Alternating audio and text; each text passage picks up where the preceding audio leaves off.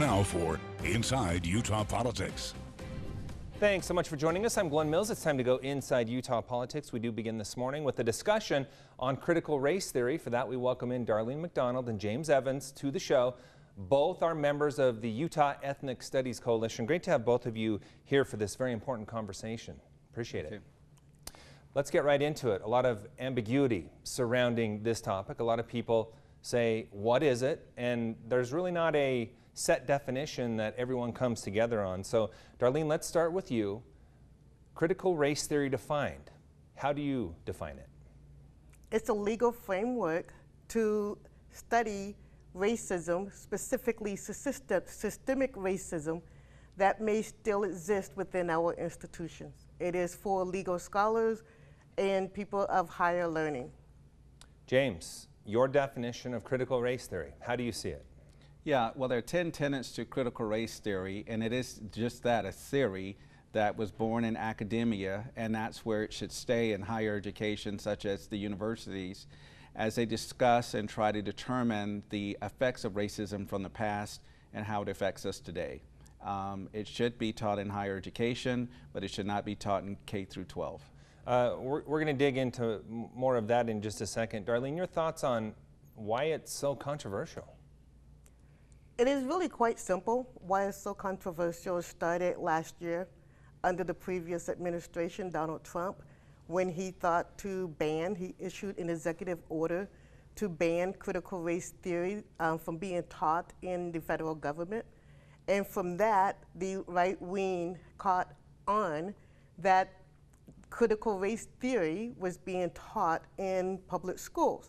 And then it became a hot topic for a lot of right wing politicians, and something that they say they don't want to discuss, or their children learning who's superior, who's not superior, or inferior to one another. It is not taught in school. So that's where it began. It began last year under President Trump. It has been brought forward.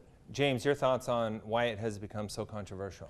Oh, I thought we were over President Trump, but I guess he's responsible for this as well as the hurricanes that are coming up. But beyond that, it's a theory, so it should be discussed and debated in the university setting.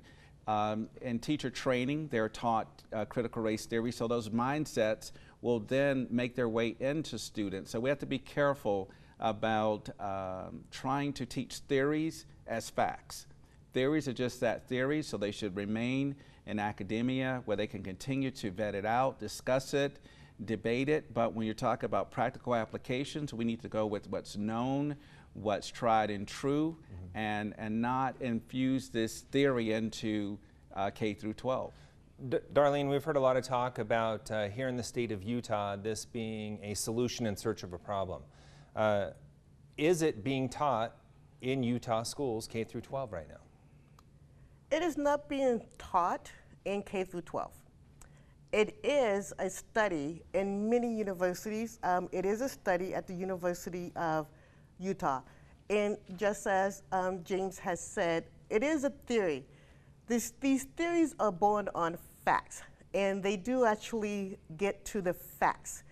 That is also with data as well. So like when we look at our financial institutions, we have many scholars that would study critical race theory and use critical race theory to see how racism impacts our financial institutions, such as interest rates. That's one of the things that I like to use on how critical race theorists can use critical race theory to see how racism and systemic racism still exists when you talk about interest rates and how interest rates could be higher for African Americans than they are for our white colleagues.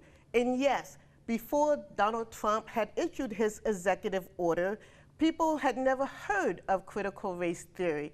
And that was because it was in higher academic and with specific and specialized field.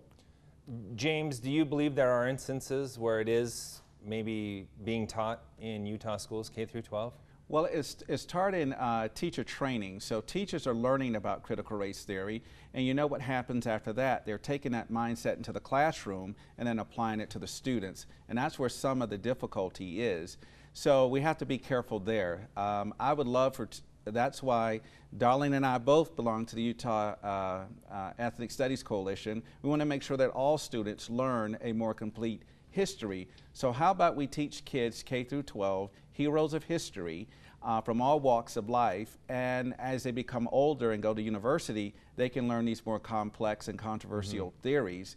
But I think that's where the disagreement is first of all, critical race theory itself, you don't come with the determination based off of a set of instances. So as Darlene mentioned about interest rates, let's talk about police brutality, let's talk about redlining. We can go through a whole list of just injustices. The question is that how does that impact us today, and how are the effects of those injustices impacting us today? Those two things. And we need to have a better way of having those discussions. I happen to think critical race theory in everyday life may not be the proper way to do it. I think that's more for the universities. Let's dig into that more now. Darlene, do you believe it should be taught in K through 12 education? No, it is not for So you are K both, through 12. you're both on agreement there? Yes, Yes. yes. So talk about where it's appropriate then. Exactly where it belongs and where it is right now, which is at a university level. And the idea that the teachers would take what they learn from critical race theory into the classroom, again, I think goes back to the inaccurate definition and how people are defining critical race theory.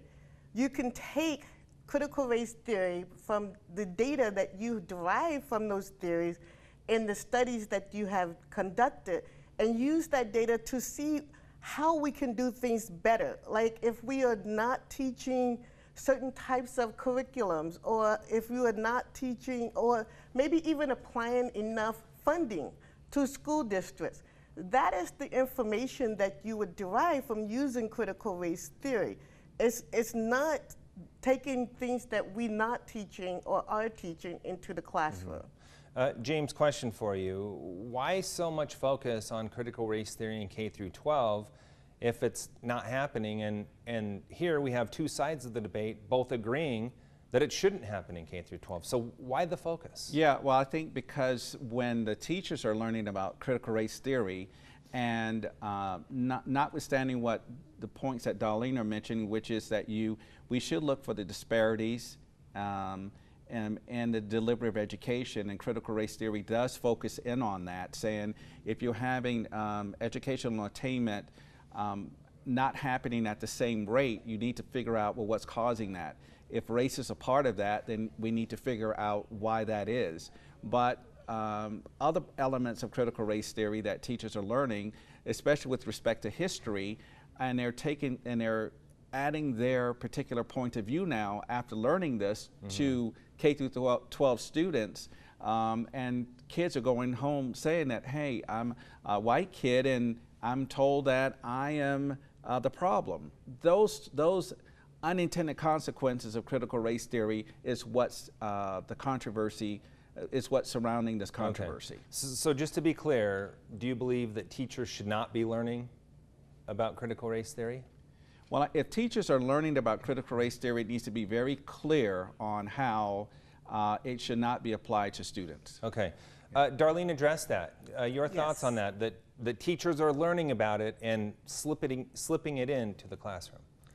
What teachers would learn is, and let's be clear, we must be certain about who's actually teaching diversity and history classes and history courses in our schools, and that we have trained teachers teaching history and civics in our school system.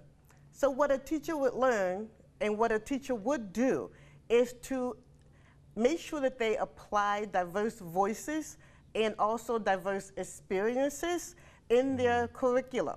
So if they're teaching, we just recently learned about or just celebrated the 100th anniversary of the Wall Street Massacre. That wasn't taught to most people. It wasn't a part of any curriculum. Some people hadn't even heard about it until just a few years ago. So someone who would study whether or not there's a disparity as far as the education and what we're actually teaching and what we're learning when it comes to history, we want to make sure that we have a broader history and a more complete history. They wouldn't teach white children to have blame because that's not part of critical race theory, but it will help them look at people who are different from them in their classroom and have a more sensitive cultural experience and understanding of cultural experiences and differences. Okay, James, do you take exception with that kids are being taught different cultural experiences? Well, no, that's what we're hoping that children will learn is a more complete history.